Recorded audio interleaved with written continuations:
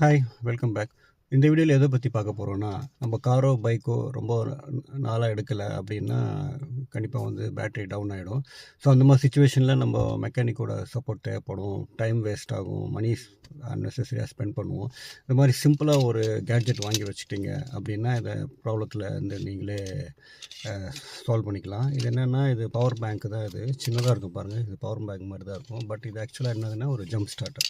Jump ஸ்டார்ட்டர்னா வீக்கான பேட்டரிய வந்து நம்போ அ ஸ்டார்ட் பண்ணிடலாம் வண்டி. இது இது வந்து இதோடைய கெப்பாசிட்டி வந்து பார்த்தீங்கன்னா, அ 4 லிட்டர் வண்டி வரைக்கும் ஸ்டார்ட் பண்ணலாம். 4 லிட்டர்னா நம்போ ஈவன் மினி லாரி கூட வரைக்கும் ஸ்டார்ட் பண்ணலாம்.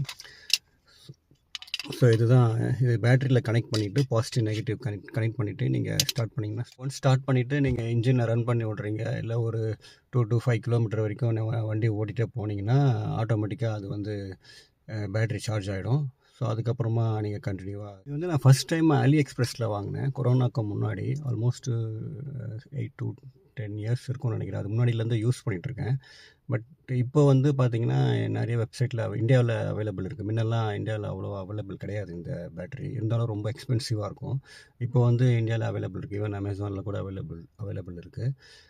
இது வந்து பவர் பேங்க்காகவும் யூஸ் பண்ணிக்கலாம்.